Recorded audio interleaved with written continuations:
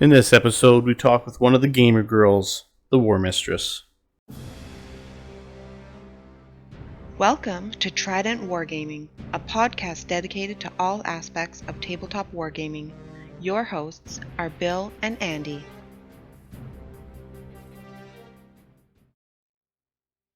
Hey everybody, welcome back to Trident Wargaming. I'm your host, Bill, and today we have a special guest on with us. When she's not zoning out opponents on TTS, she's writing Goonhammer articles or streaming on her Twitch channel. Let's have a big welcome for the Warmistress. Oh, that's so lovely. So welcome to the channel, and thank you for taking the time to jump on with us. So we appreciate it. Oh, it's my pleasure. Thank you for asking me to be here. I guess to kick things off, for those who don't know who Warmistress is, her name is Tanya, and she has a pretty stellar YouTube channel, which is the Be Nice Roll Dice.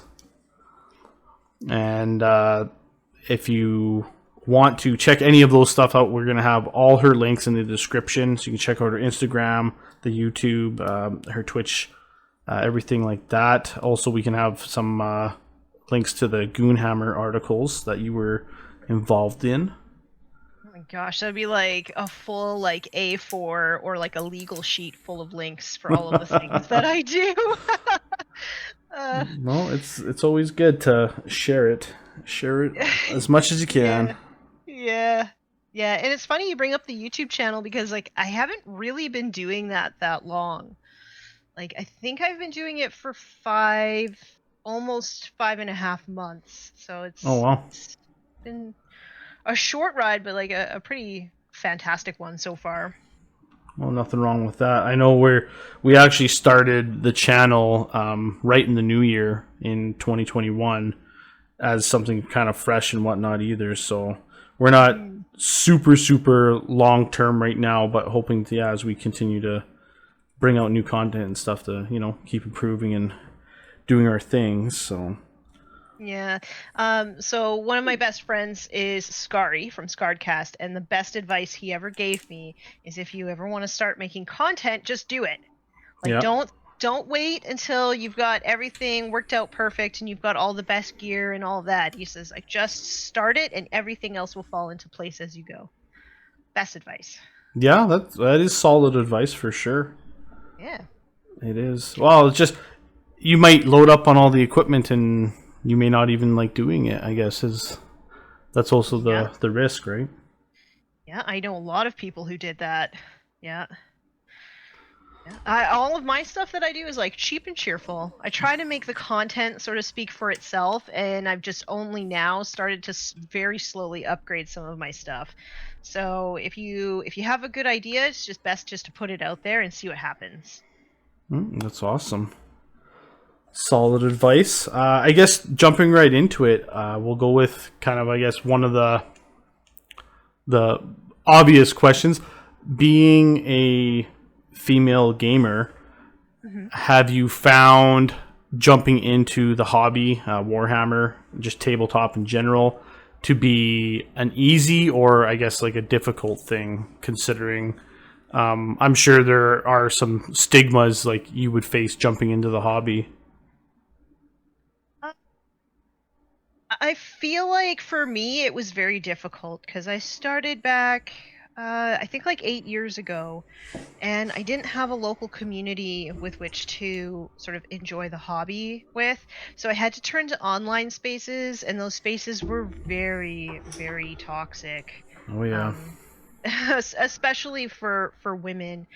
So back then I'd say yes, it was definitely very difficult to do, but I think that things are a lot better. In the past couple of years, things have gotten a lot better, and you'll still get that odd gatekeeper, but I kind of get the feeling that gatekeeper is gatekeeping everybody. No doubt. If that makes sense. No doubt. Yeah. It's definitely a thing to keep in mind, and I know we made mention about it 2 of our episodes ago about especially for existing players, not to be so salty and negative online. because like this is usually the first stop where new interested players are going to go, be it on Facebook or on forums or YouTube channels, videos, everything like that.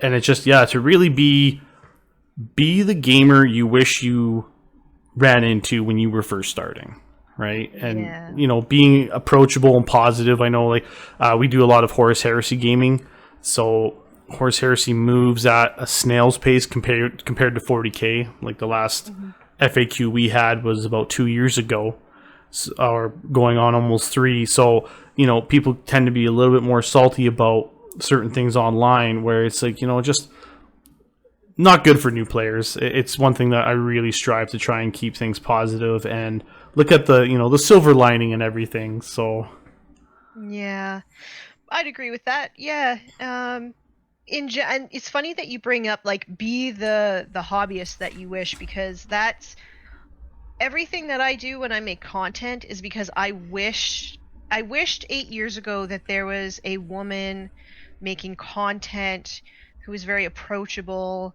and maybe I could have turned to as somebody to inspire or even help me get into the hobby. There was a few content creators, but it social media stuff wasn't as interactive back then.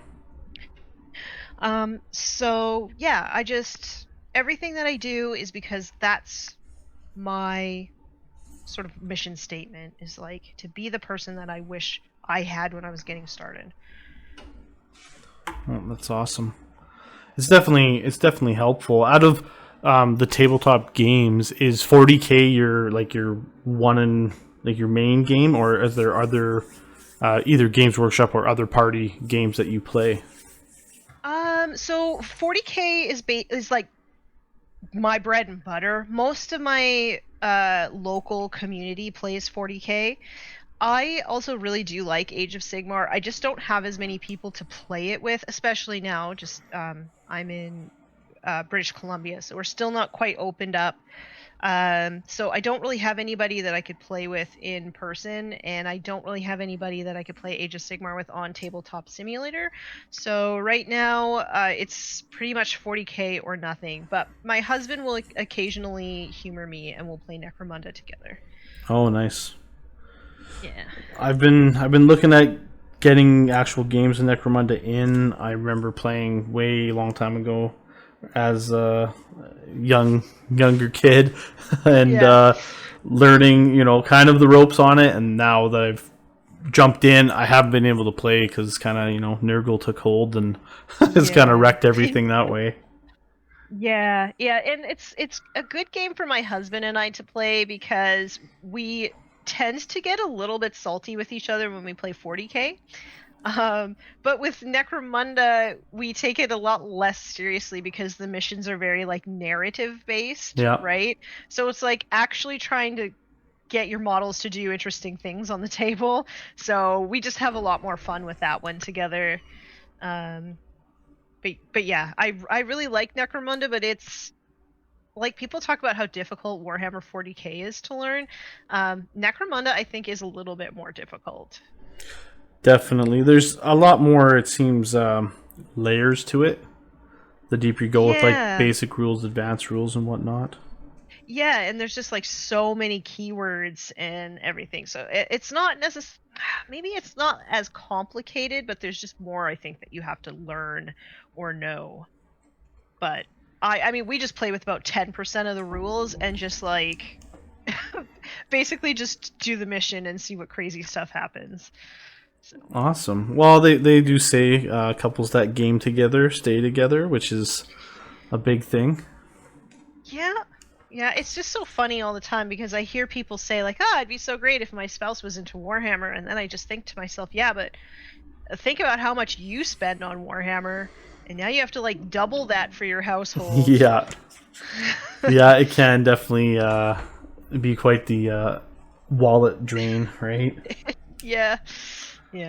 I know I've tried to kind of get my wife into tabletop, and to get her in, actually, we started playing Blood Bowl on PC for Steam. Oh, nice. And she really liked that, so I was able to buy her a Kickstarter of an Amazon team from Fireforge Games.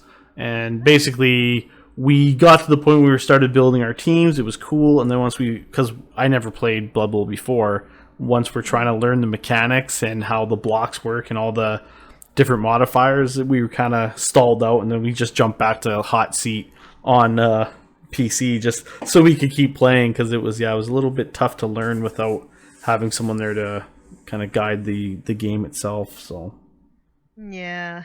Yeah, that's the thing with starting new systems. Like, you almost need one person to come in and, like, demo it for you. If you're both sort of fresh on it, then it can be a little bit difficult. And that's kind of, I think, where my husband and I are at with Necromunda.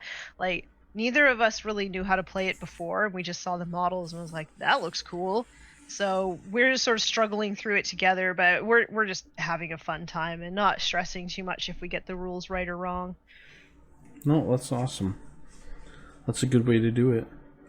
Yeah. Just peeking at some of your videos on the YouTube channel. A lot of these topics are actually quite important. Like, they're very much really good key points in just the hobby in general to be looking at. The stop. I haven't actually listened to the first episode, the stop using Battlescribe one. But yeah, I'm not down with Battlescribe. I've mentioned it before. Like, it's a great tool to use, but I find a lot of guys like crutch it pretty hard. And yeah, we've had it come up at events and stuff, right? Where it's like, okay, no Battlescribe, guys. You need a hard printed list, because I don't want to see you holding your phone from across the table, and I'm like squinting to try and see, right? Yeah, so it's funny because that was my very first video that I did, and I was like, I have literally nothing to lose. I'm gonna put like a clickbait title on the card. And like, if you actually listen to the video, we actually just say, like, stop using Battlescribe to learn your rules, right? Like, Totally. and I use Battlescribe for list building. Mm-hmm. That's it. Like, if I'm on the doctor's office or whatever, I'm like, oh, I got 15 minutes to kill. Like, yeah, I'll pull up Battlescribe and I'll just sort of like theory craft. But I so many times see people at the table scrolling through their rules on Battlescribe. Oh yeah. And I feel like it actually takes more time to do that than if you would just like maybe even print out your sheets. Mm-hmm. Or if you would make cue cards, right? Because making cue cards, and I'm like the cue card queen, it like forces you to process the information instead of just like regurgitating it, if that makes sense. So that was what like the stop using Battlescribe is all about. Like, it's not a learning tool. No. Just but yeah, that one I got a lot of hate on that episode. I was like, okay, so maybe a little less clickbaity on the next one. Yeah, well, like we've learned here as well, right? Is, you know what, haters are gonna hate, and it is what it is. It's just not it's just something that we kind of roll through and just, hey, I appreciate the view. And my biggest thing with like the thumbs down on any videos is throw a comment as to why. Yeah. I just want to know why, right? It's like, I didn't like this because I didn't like the topic, or I didn't like what you said, or I disagreed. Yeah. You know what? Hey, that's awesome. But at least it can spark that conversation. It's like, well, what didn't you like about this particular topic? Or at least, you can get another chance to engage with that person, where if it's just like thumbs down, I'm out. Well, okay, I get it, but I wish you gave me more feedback, because then we can always improve too, right? But at the same time, like, thanks for the thumbs down, homie, because the algorithm likes that too. Yeah, this is true. Yeah, we've had a couple videos that before, like, as soon as they kick off, right, you're getting a bunch of thumbs down, and you're like, huh. Okay, well, hey, whatever, let it rip. So so you'll always have haters. Like, I've got 2 or 3 people that is like, first off, they must be following me with notifications turned on, because like as soon as I post something, I get those thumbs downs. Yep. And like, if you get that too, I feel like you're onto something. Well, I always view it as, and I've told this to Andy, the host, he not here, but I've always told him, it's like an RPG, man. If you run out of enemies, you're going the wrong way. Right? So if you keep running at the haters, you're obviously on the right path. So, just let it rip. Yes, because they still feel something in what you're putting out. It Yeah. may not be what you want them to feel, but I mean, it's better than them having like no opinion whatsoever, No, right? very true.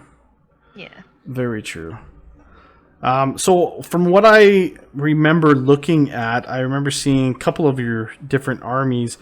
Do you primarily play Marines and Orcs from what I've been looking at? No, actually, my main force is Imperial Guard. Oh, yeah. So back when they were still Imperial Guard.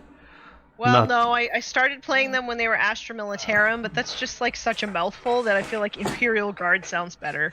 it honestly, they're always going to be Imperial Guard to me too. It's just that's what they are, you know. Yeah.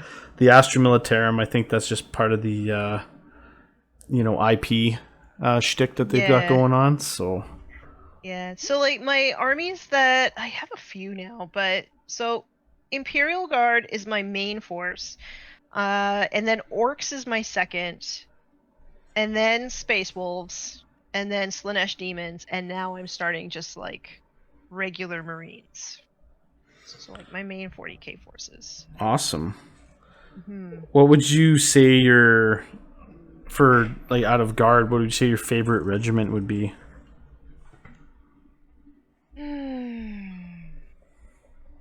It's okay, so here's the thing. I'm gonna level with you. I don't play for the lore at all. Okay. It makes no difference to me whatsoever. Um, I guess if to answer this question, I would say Katachan because 80s action movies are cool. And Yeah. they're basically Rambo. Yeah. And they have the best rules out of all of the regiment, in my opinion. So, but I do build your own regiment, so Oh, okay. Very much for the yeah. build your own. Yeah. Oh, nothing wrong with that. Yeah, Katachan are always cool. They've been around since the beginning. Like I started playing in second, and they're always there, right? Same with the Cadians, but Katachans were always cool to see on the board for sure. Oh man, some of those old sculpts are just like ugly, but so characterful. Oh yeah. And I don't have a lot of like the old Katachans or anything like that. And I've invested so much money in like Cadian models that I don't think that I would like jump ship necessarily. But I don't know. Maybe I'll get like a few old Katachans and paint them just for like the lulz or something. Just to Yeah. have them. Yeah. I know. I always talk with Andy about this. You know, he's always on the fence about starting another guard army. He used to have a massive Cadian force, and he's always looked at all the other regiments. And then he's looked at all the third-party companies he can go with, like Victorian Miniatures, to build and make his own custom Valhallan or whatever regiment like he's really into. And I just tell him, whenever you decide to do this, that's when Games Workshop's going to release another wave of Imperial Guard. And so he holds off in hopes that they'll drop something soon. But it's been so long. It's Yeah, it's hard to say. It's hard to say. Like, I feel like if they release anything, it probably would end up being Katachan, just because all of the characters and stuff recently have been Katachan. Mhm. But yeah, it's hard to say. And like, do you like only experience the hobby based off like what might happen, or do you sort of like live for the now? That's the thing. You kind of got to live for the now. I've missed out actually on the last 2 orc books that have dropped. I've always been either playing another game or another faction, and then by the time I get there, the hype, kind of like the wave, has dropped, and I'm like, oh man, or they've FAQ'd something or nerfed something so bad where it's like, oh no. Like, I know when the orcs were out with the Vigilus books, there was some pretty fun armies you could make. I was taking like full bike armies and just ripping in with Evil Sun style, and then they kind of removed some of the Vigilus content out of it, and I was like, oh no. Like, I was having so much fun playing this way, and then that was it. I kind of missed the boat. I only got 3 or 4 games in, so Yeah. The other thing too is like if you play a codex that is a little bit weaker, a lot of times people will just say, "Oh, just wait until you get your new codex." But like, what do you do until then, right? Like right now, at the time of this recording, Imperial Guard is not the easiest to play with, right? Mhm. To play the mission, they're like just not the easiest to play with. But I still want to play with them, right? So I push through and I persevere and I try really hard. I'm in coaching to figure out how to make it work and to do better in tournaments and stuff. Um and yeah, I'm not gonna like just sit here and like not try to get better, because like in all reality, if you play a weak codex, it does mean in a lot of cases that you will have to just play better, It's right, true. than It's your true. opponent. Right? If you play at the same level as your opponent with a weak codex, like chances are that you might lose. But if you play better, then you take a lot of the codex equation out. So Yep.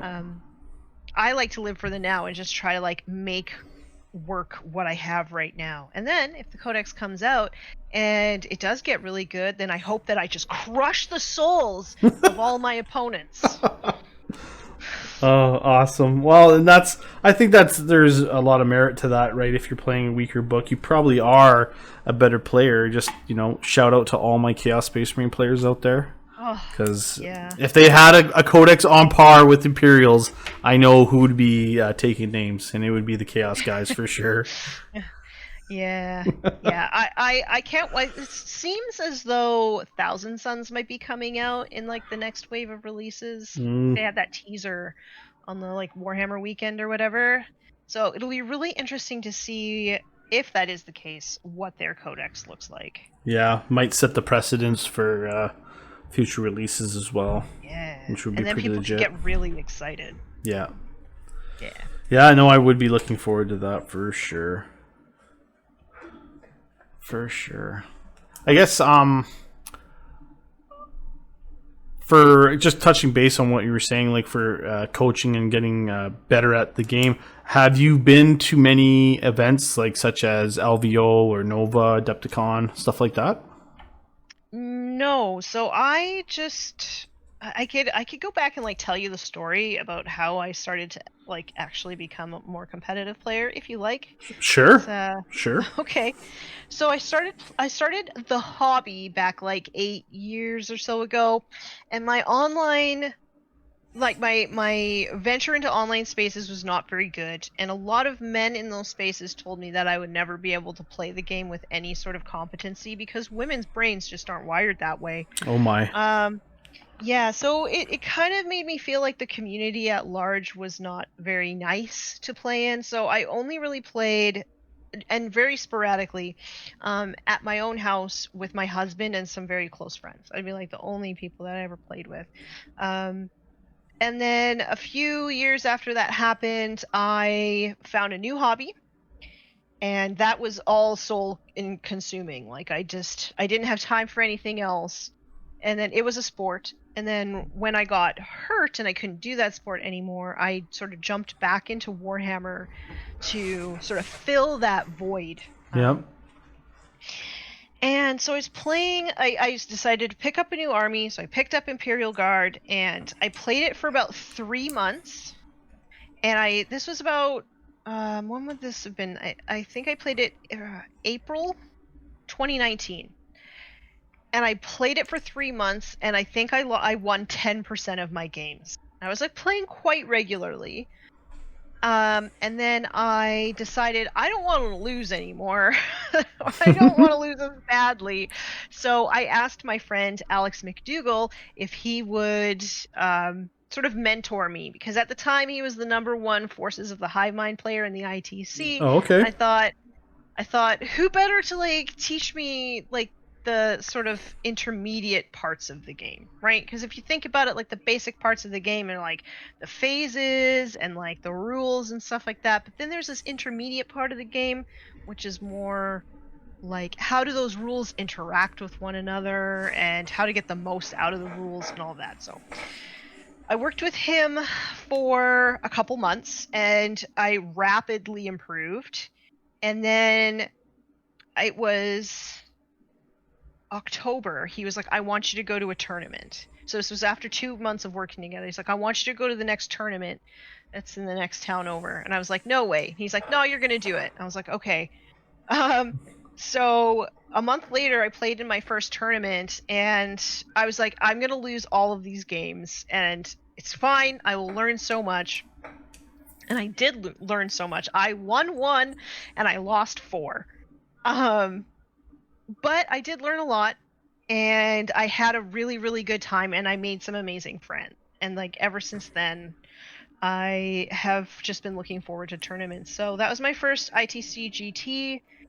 And since then, and then I did a couple of small tournaments. I've done a small TTS tournament, and I've done one other ITC tournament, and then like COVID, right? Yeah.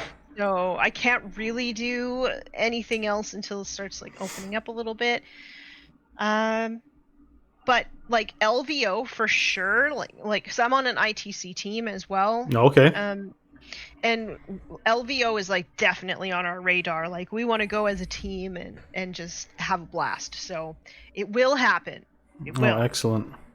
Yes. It's pretty amazing. I've had the pleasure of going 3 times, and it's intense, especially on the 40K side. It's like, it's mind-boggling. Like, you know, you see pictures and you hear stories, but like once you go into this hall and there's that many people doing the same thing, it's honestly like, it's very like inspiring to see all these different hobbyists doing everything that you do, right? It's pretty awesome.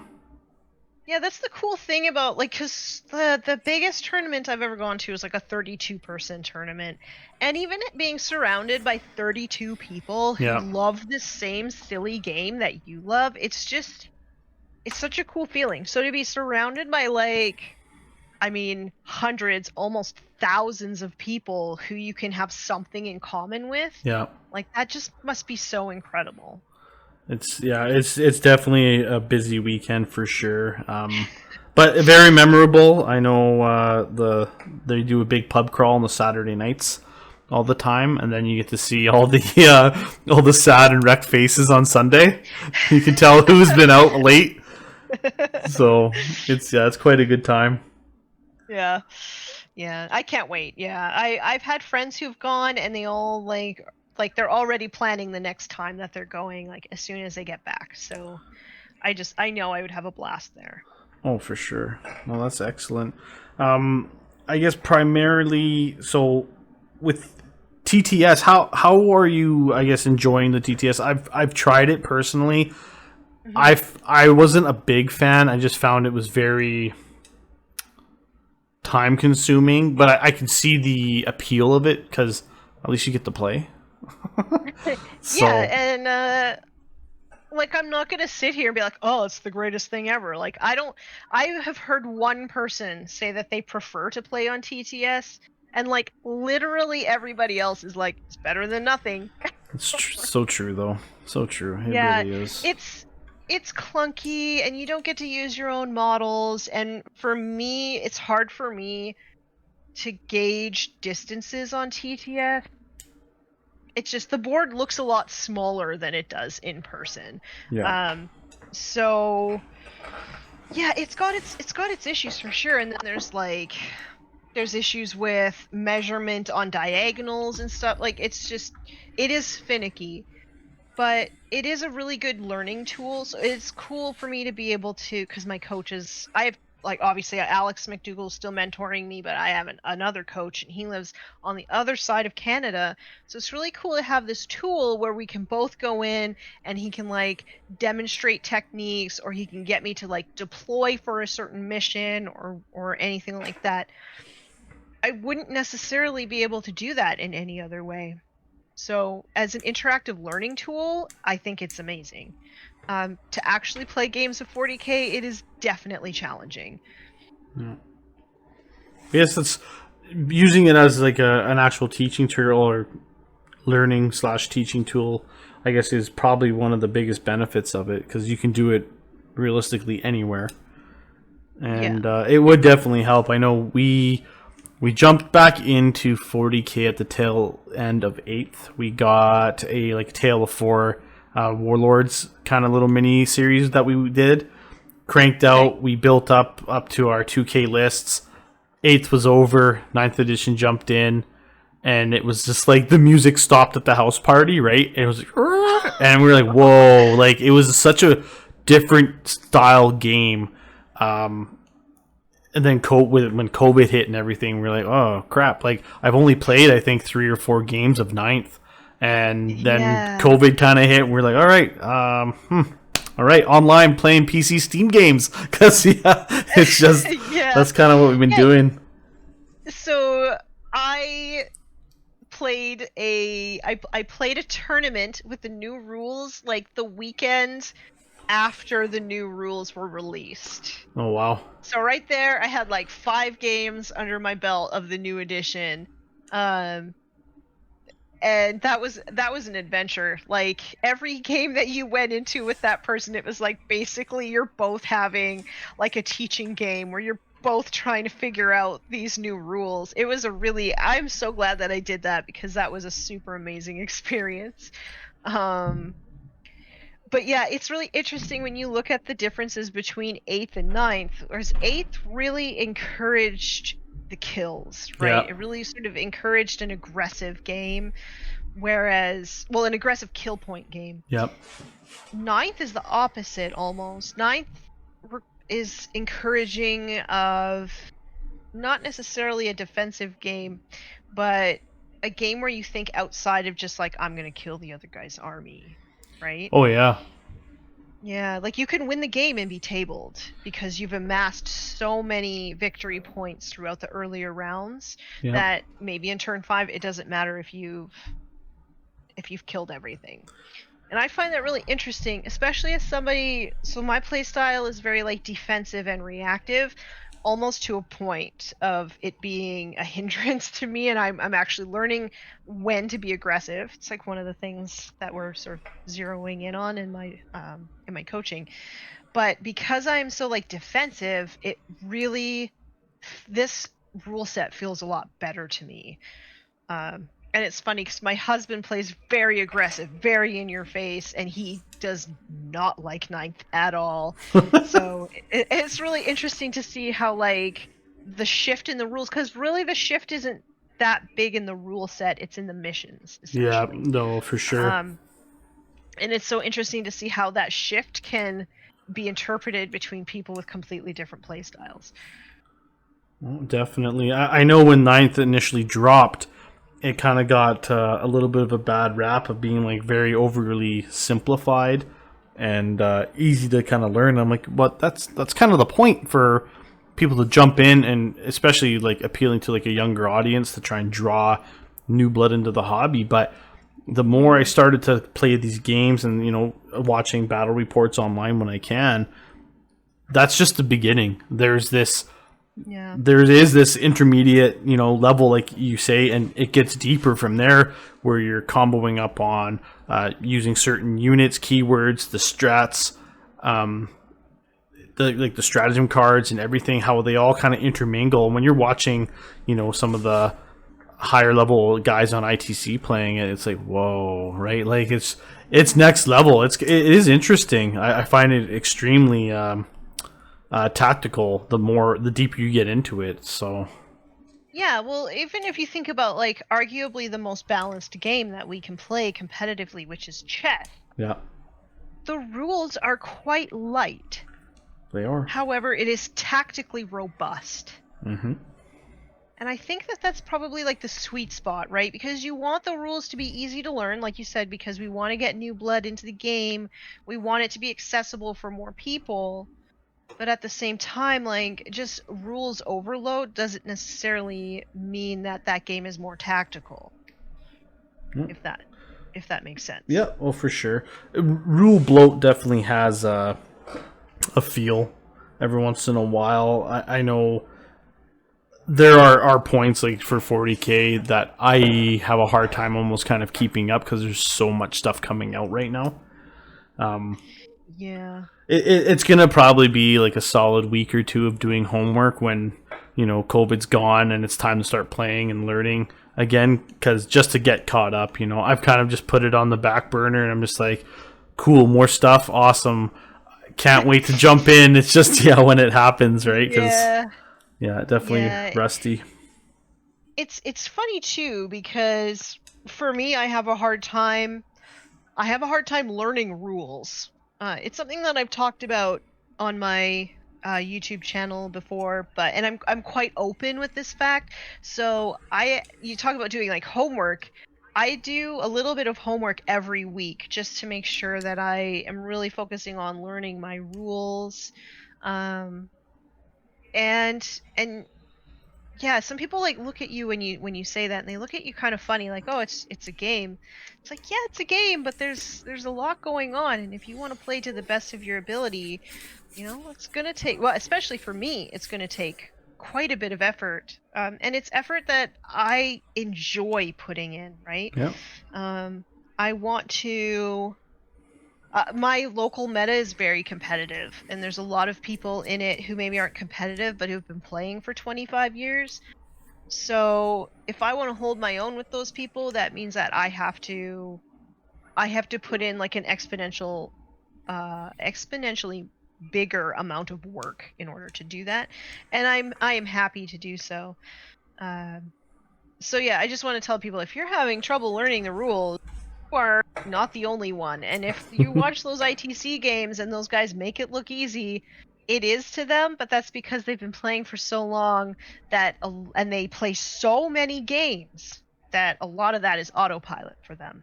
Yeah, I'll agree with that. I feel that all the way.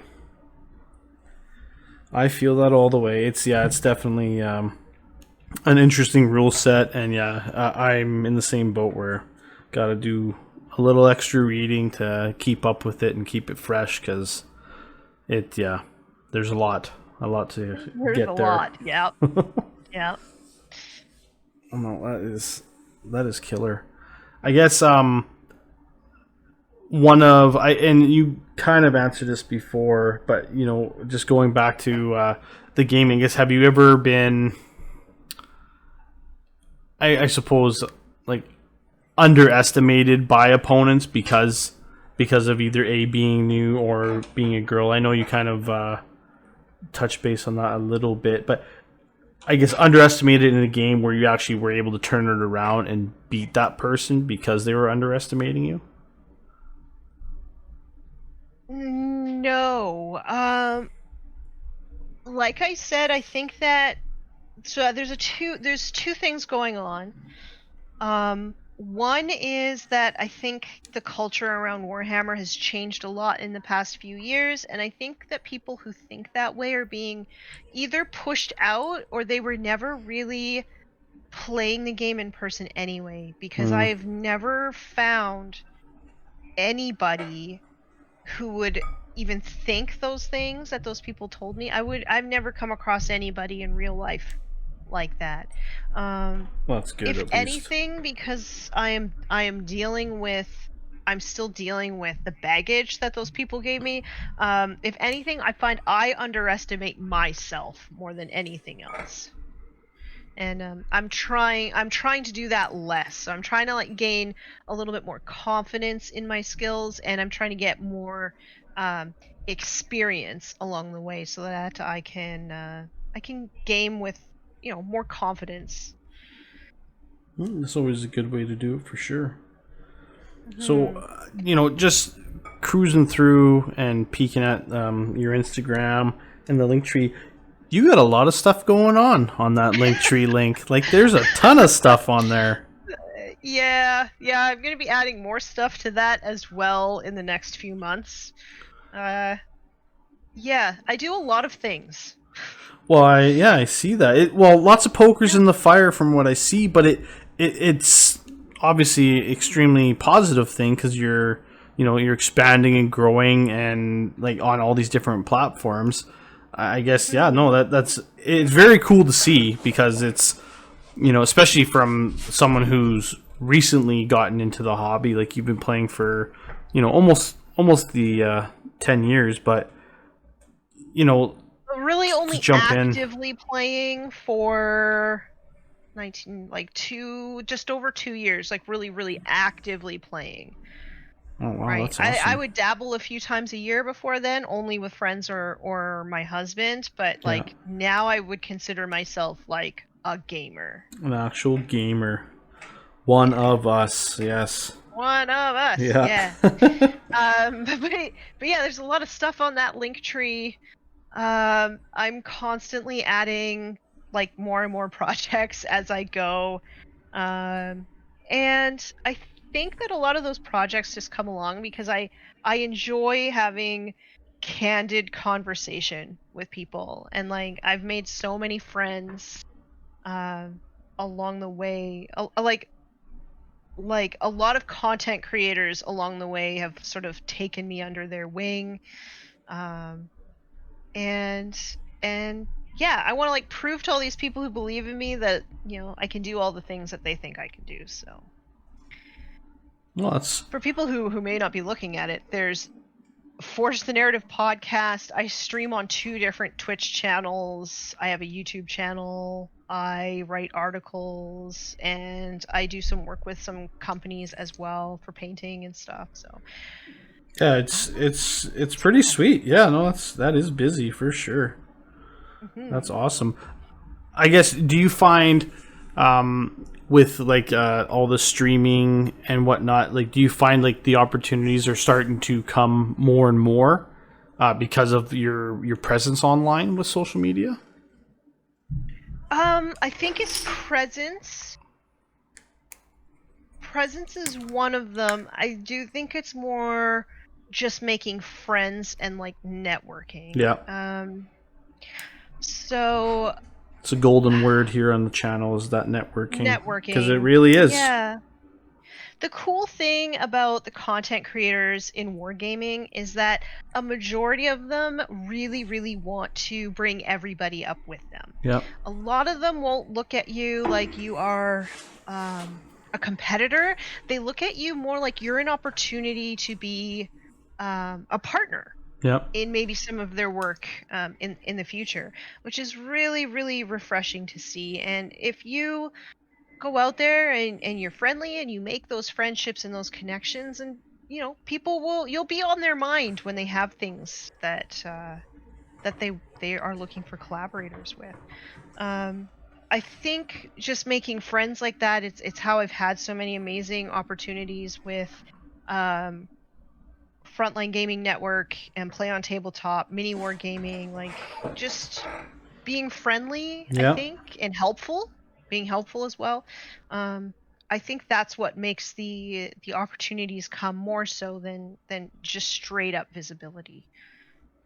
Well, that's awesome. Not to mention getting to work with some of the, you know, heavy hitters there socially. It's nice. It's nice because a lot of those guys are pretty approachable, I find. Oh my gosh, yeah. Like a lot of them, like, it's funny to me because I find a lot of people, they look at these content creators as if they are celebrities, and maybe in some ways they are. But at the same time, these content creators don't see themselves as that, right? They just see themselves as hobbyists, right? Who want to make cool stuff for people. And yeah, a lot of them are super approachable because they just want to share their hobby with you. Yeah. Right? Yeah, it's pretty. The content creation community is actually pretty amazing. Well, definitely agree with that for sure. It's becoming such a powerful thing these days. Like, we reminisce back in the days, you know, in second and third when we were, you know, 10, no internet, to now, and I'm just like, oh man, anyone who's jumping into the hobby now, I honestly think like you're living the best hobby life you can, because there's so much stuff available to you online, and being able to, you know, look at YouTube videos on how to paint this, and, you know, asking various artists, and seeing everything on Instagram, where back in the day it was in a White Dwarf book. It's, here's how to paint this Space Marine in 6 simple steps, and from picture 5 to picture 6 it went from base colors to heavy metal, and you're like, what? Like, how did this happen, you know? Yeah. I am, when it comes to my painting, I will be like straight up with everybody. I don't really watch tutorials. I kind of just do my own thing, and I like to experiment. But I can really see how tutorials and things can really help. Can really help people feel like they know where to get started. I will caution though, if you are watching a bunch of that stuff and you're like, oh, my stuff will never look that good, then stop watching the tutorials and just go throw some paint at a model. It'll be fine. Yeah. It doesn't have to be like a showcase standard. If you can just paint it. It's all good. It is true. Well, and you really learn the more you go. I know there's a couple of people we know even in our, circle of friends and gamers that, they're a little hesitant to paint either because, the end result isn't what they had in their mind, or they just, can't seem to transmit that picture on the box to the tabletop, and they get frustrated. And I was like, yeah, but man, like, some of us have been painting for 25 years, and I'm like, I still can't paint like the box art. I was like, don't feel bad, it's it takes time. Yeah, and like if people are feeling that way, like sometimes I just grab your model and pick a color, like pick a paint color that you really like, and go into it with absolutely zero expectations of yourself, and just put that paint on the miniature, and then grab another one, and then see what happens. Grab another miniature, grab another paint, and see what happens. Literally, sometimes that fear of getting started, you can just overcome it just by painting anything on it, and have zero expectations of yourself, right? Yeah. If it turns out good, if it doesn't turn out good, it really doesn't matter, because your model's no longer gray anymore. Amen. That's definitely very true. Very, very true.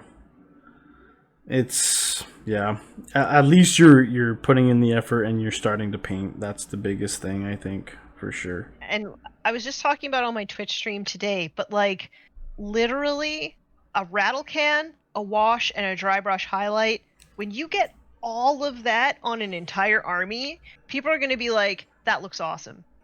Yep. Right? Because it's all done, and it's all mustered, and it's like all like battle ready in a big group, and it's just an impressive thing to see, whether or not it's like box art or showcase standard. It's good.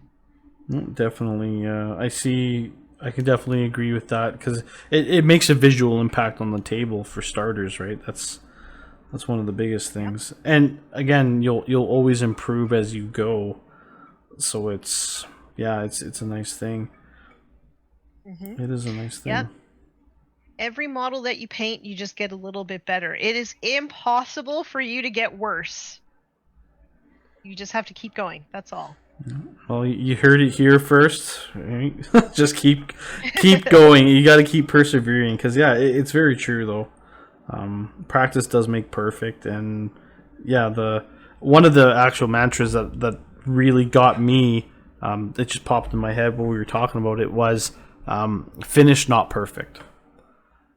Because you can really fixate on trying to get those squads so good, and it's happened to me, and we've talked about it on here, where I painted one squad of Grey Slayers or Grey Hunters for the 40k, and I went to my second squad. My second squad was so much better. I was like, well, okay, I'm gonna repaint the first squad, and I was in this vicious circle of, oh man, like I repainted the first, and now the second squad doesn't look as good, and I was just like, it was a lot of frustration where when I finally got an actual army done for them, I painted everything at the same time, just like assembly line, get all my 50 infantry done all at the same time, airbrushed all at the same time, and I was much more happy with the end result versus doing a squad at a time, which is a nice way to break it up. But I kind of a sponge for punishment when it comes to the monotonous, just paint 50 faces, paint 50 bolters. It's just, for me, I get more done that way, and I'm more satisfied, I think, at the end, because you're not comparing it to previous work. So yeah, I could see that for sure. Yeah, I never repaint anything. Everything that I paint and I finish, it's like the clear coat goes on, and it stands as a monument to where I was in my hobby at that moment in time. So my Space Wolves army that I have, it was my second army that I ever had. It exists as it is. Like, and I go back and I look at it and I'm like, oh man, I could do so much better now, but it doesn't matter. That's where I was at that moment in time. Yeah. So that's a cool way to look at it, though. It's definitely a positive. And it's always done, at least, right? Like, that's the nice thing about that. It is done. Yep. And I could go and add stuff to it, but even if I don't, it is done. I could put it in a display case. It could go into like my little hobby museum, and that's fine. Yeah. Well, that's definitely an awesome way to do it for sure. It is cool just to be able to kind of reach out, because I wanted to reach out to another hobbyist when I kind of approached you on Instagram, and I just thought it would be so cool to get the perspective from a girl gamer who's playing and who's very active in like the social media platforms. And I just thought it was an interesting way to kind of touch base and just see how things kind of going, because there aren't any there aren't many female gamers where we're at. There's only like a very select few, and don't really get to run into them very often, right? Especially now. So it is cool to see this game evolving to be so accessible for everybody. It's one of the big things. So I have a question for you. Sure, yeah. Okay. So now that you've talked to me, what do you think the differences are between a woman wargamer and a man wargamer?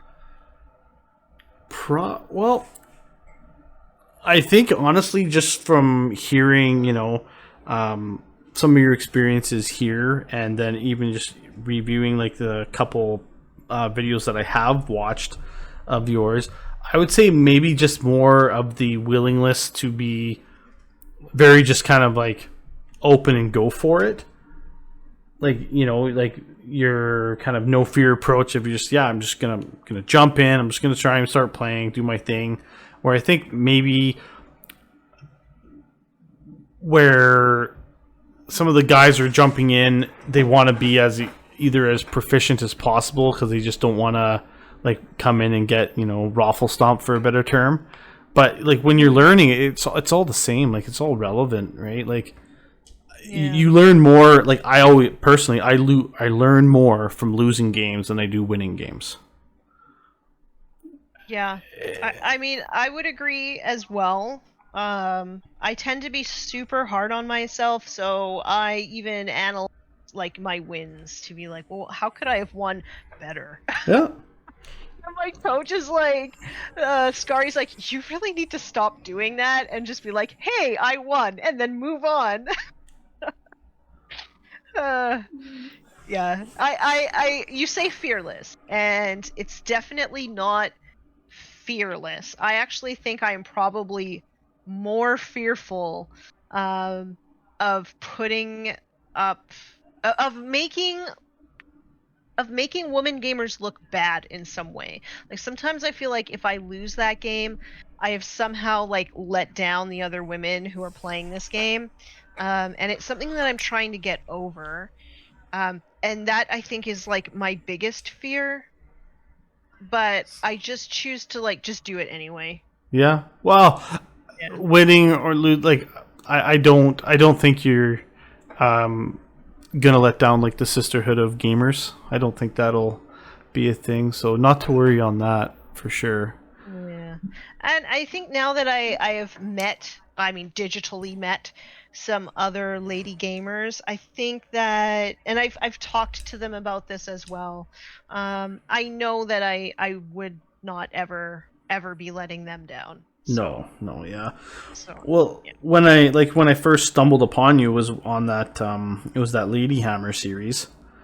Mm-hmm. And I was surprised how many girls there were popping up on there. I was like, wow, there's like a ton. Like, I guess I didn't really actively look for any, like girl gamers. I just, if they popped up on the feed, oh cool. But after, you know, kind of digging into it a bit, I'm like, wow, there's a lot of really like cool like women gamers out there, and not to mention like very talented artists too. I was like, wow, I was blown away by some of the, just seeing some of the pictures on the various profiles, like yours included, and I was like, man, there's, you know, some top-notch armies and very nice painted, you know, lists, and I was quite surprised. I was like, wow, it's awesome to see. I think until very recently, I don't want to make like a generalization here, but I think until very recently, I was probably not the only woman who felt very reserved to interact with the greater Warhammer community,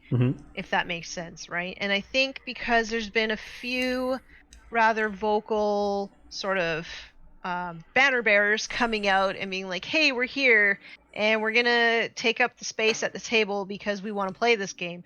I think more and more women are starting to be like, yeah, no, I can come out, I can enjoy my hobby, and I don't have to be apologetic about it. No, and yeah, so that's awesome. I think that you're never going to have a majority of Warhammer fans be women, but I think that you will start seeing more and more women at the game store. Which can only be a positive. It's definitely, it's nice to see at the big events, and it would be awesome to see at the game store. You know, I'd love to be able to walk in and see all these other, you know, gamers playing, because, you know, girls, guys, to me, it doesn't matter who I'm playing as long as we're having fun and playing. And if I can learn something from another gamer, I'm more than happy to do that. It's just, it's kind of unique, I guess, in the beginning when you start to see all these kind of girls coming out of the woodwork, because it's primarily, yeah, it's usually a guy's gaming kind of, you know, club / like secret hobby. I know it wasn't the biggest thing I used to talk about in high school, right? Like, you ever had the girlfriend, they're like, what are those? Like, those are just a thing, don't worry about those, right? Like, because you never, I was very much a closet gamer in high school, other than with my actual gamer friends. That was it, right? It didn't really get talked about. So when I was in high school, I had a pretty close-knit group of friends, and they were all guys, and we would just go hang out and make silly covers, like music covers, and like go out like skateboarding and just hang out, right? So they all knew that I was like a big nerd. Okay, well, fast forward, and my Instagram account starts sort of taking off. And I never really shared that account with anybody from like my real life, because I was just like, it's literally just hobby stuff. They really don't want to see it. But one of my friends came out of the woodwork, and he's like, "Oh, I didn't know that you played Warhammer." And I was like, "Oh, it's a new thing for me."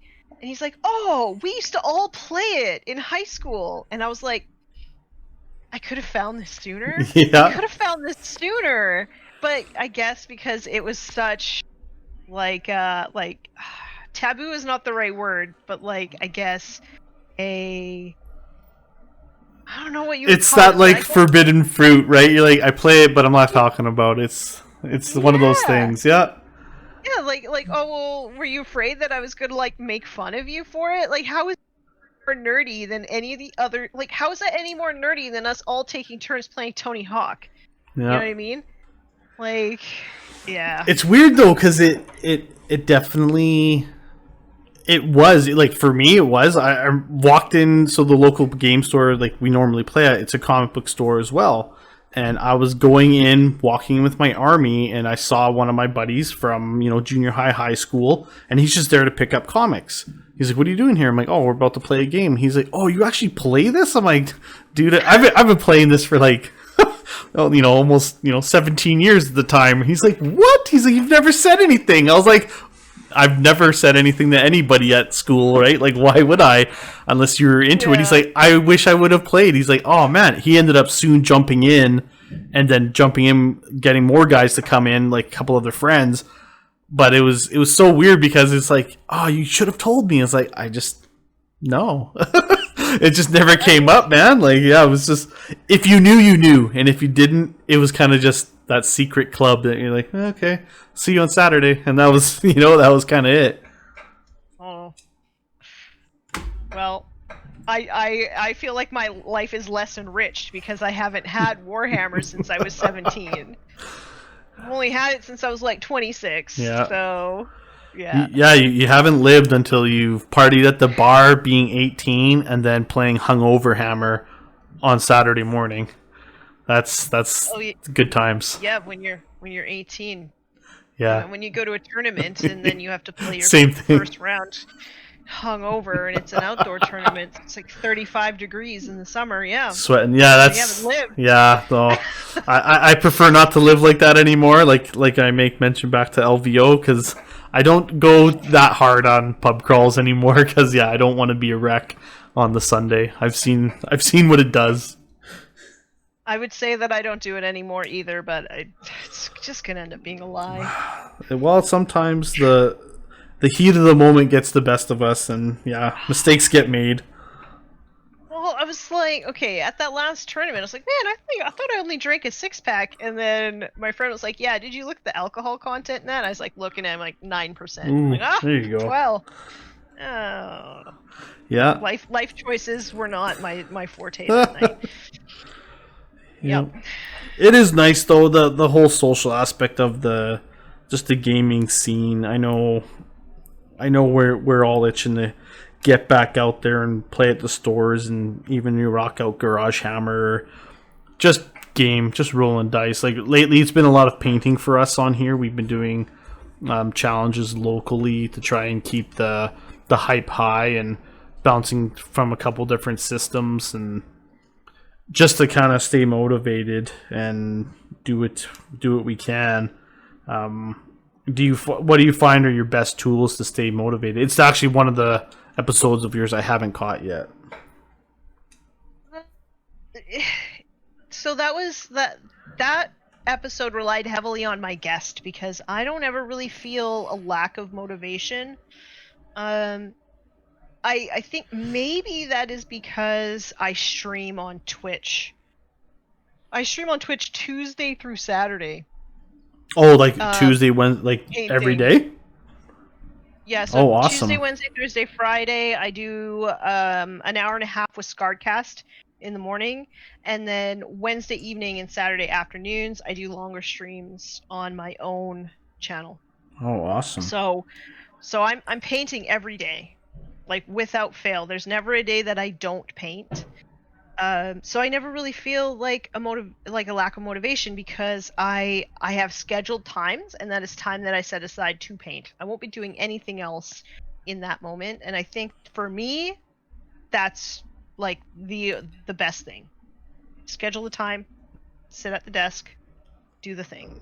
Well, that's pretty good to have, I guess, that outlet to be able to have it scheduled and do your thing. I know I'm self-reliant on trying to put that hour in and not just jump on PC and game, even though I see it, the guys are on the way, hey, we're jumping on, and you're like, I really want to get this squad done so bad. Hey, so maybe streaming on Twitch, maybe that's the thing that you need to get that time in. Very well, it could be true. I've tried doing a couple videos before on a different channel, and I wasn't exactly sure if it's that self-doubt, right? I wasn't sure if my painting skill was good enough to put out and for people to even look.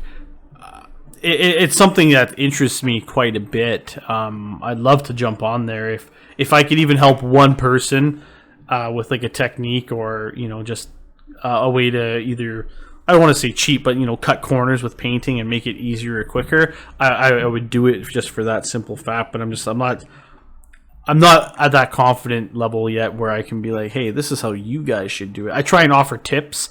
That's kind of a big thing on Trident. Like, we really try to share our own experiences and like little tips and hobby hacks and stuff that we do.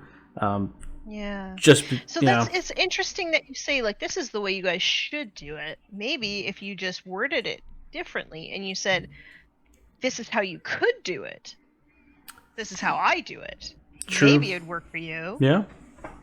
Because like my whole philosophy around painting is like just try stuff, right? And what works for me is not going to work for you. And like there's so many different styles out there, you know, and I think the cool thing about getting like tutorials and tips and tricks and stuff like that is that you could take what works for you and leave the rest, right?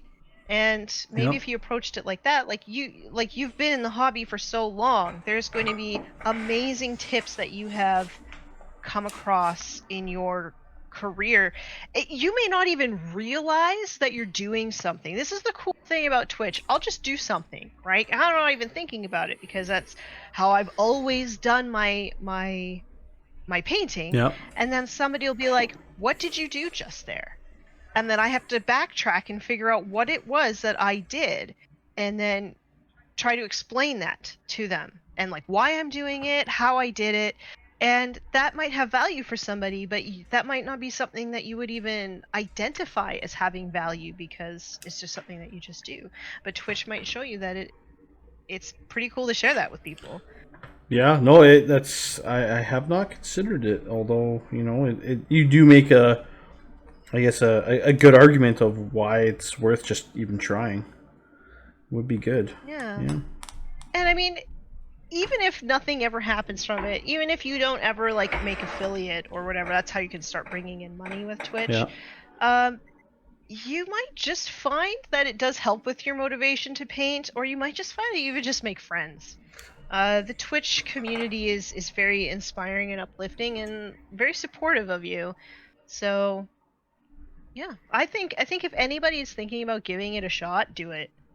No, it's definitely something to consider. I hadn't considered, honestly, prior to, you know, you mentioning that. It's just, yeah, because like I said, that self-doubt kind of always comes in, right? And you're like, I don't know. And it goes back to that thing about like not buying a bunch of gear, right? Don't buy a bunch of gear. Like, even if all you have is your phone, just get set up to do that. Do it on your phone. If you enjoy it, great. If you don't, well, you didn't buy anything. You're not out any money. Very true. Just leave that and go find something else. Yeah, no, very true. No, that's excellent words of wisdom from the Warmistress, for sure. There's occasional wisdom. Mostly it's just me sort of like doggy paddling in dark water trying to like figure out what I'm doing. Well, that's, you know what, it being humble and being approachable, you know, they are very, very good, I guess, what's the word, attributes to have, right? Because I can tell, like, you know, you're having success on these various platforms, but you're also still very much approachable, right? Like, when I approached you to do the, you know, podcast mini spotlight interview thing, I wasn't sure if you were going to be down to jump on or not. I had caught you on the mini wargaming stream or podcast you guys did, and I was like, oh, that'd be cool, like, because it was a second, you know, another time where I saw, oh, Warmistress, yeah, I remember seeing her before, and you know, I was following you on my one Instagram account. I was like, oh, I wondered if she ever want to come on the channel, right? And I was like, maybe not, maybe, who knows? And I was like, I'll just ask and see. And then when you're like, yeah, sure, let's do it, I was like, oh, that's actually kind of cool. It took me, don't want to say by surprise, but I was surprised. I was like, oh wow, like, you know, you're you know, cool for making time just to jump on, right? When you've got, yeah, a lot of other things on the go. So again, definitely appreciate the time for sure. So yeah, it's my pleasure. Like I said in the sort of green room, I just really enjoy talking about Warhammer. Yeah. I really enjoy making new friends. I really enjoy talking about this hobby and this game, and like, if somebody wants to talk to me about it, well, I'm super honored to just be included, you know, like, I'm not gonna say no, like this could be my new friend, you know. I'll always say yes. That's awesome. I guess one of the last questions I had, but it depends. It's a little bit more on the fluff side. Is where would you want to see the Warhammer universe go in terms of like timeline push? Yeah. This one's easy. Let the Emperor die. Yeah. Because he's a perpetual. Mm-hmm. And he'll come back and save everything. Sort of. I mean, as much as the Imperium can be saved, because, you know, it's basically a fascist dictatorship. But yeah, that's what I would say. I would say, like, just unplug the Golden Throne. Let Big Daddy Emperor have a bit of a sleep. You know, then he can reincarnate and we can start it all over again. It's definitely something I'm super keen to see what they do. I know, just without getting too deep into the fluff, I know there's so much hinging around him being, you know, well, him having to die for things to change. But, you know, they're never going to let it happen. And it's like, I wonder if they're ever going to push it that way timeline-wise. Or it's just, I am curious to see what happens in the future for Warhammer with the story. Because it's only been recently that they started actually pushing the timeline out. You know, for the last, like, 20 years ago, it was the same story the whole time. They just kind of tweaked things here and there. So it's... with the whole new Dark Imperium and Guilliman coming back and everything, I'm not fully caught up on my 40K, but I know enough of the new stuff happening that I'm like, wow, it's, you know, things are actually changing. I wonder what they're gonna do. So yeah, I mean, really, the galaxy is cut in half essentially. Mm-hmm. So I mean, might as well just unplug the big guy. Let's turn it off and then turn it back on again and see what happens. Reboot, yeah. Awesome. Very cool. Well, that's basically all I had for questions for you. Again, you know, thank you so much for jumping online, and for everyone listening, we will have, you know, all the links for what the Warmistress is up to and doing on the description. You know, also with ways like her YouTube, Instagram, stuff like that, so you can definitely jump on board and follow along with what she's been doing. And we hope to definitely see a lot more stuff from you in the future. Well, I definitely have things in the works. They are not ready to be announced yet, but there's a few really big things that I'm working on. So, excellent. Yeah, I hope that people come along for the ride, because it's going to be a blast. Well, definitely. Well, we'll definitely be watching from here, so, you know, keep it up, and I'll make sure I try and maybe pick your brain on Twitch stuff, and definitely keep in touch, just because I do enjoy the content, so it hits home to a lot of the stuff we've been talking about. So I definitely like dealing and talking with other hobbyists, not to mention like-minded hobbyists. It's even better. So yeah, same. Yeah, don't be a stranger. For sure. Well, excellent. Everybody, thanks for tuning in to this episode, and definitely give Warmistress a follow. Check out her stuff, and we'll catch you guys next time.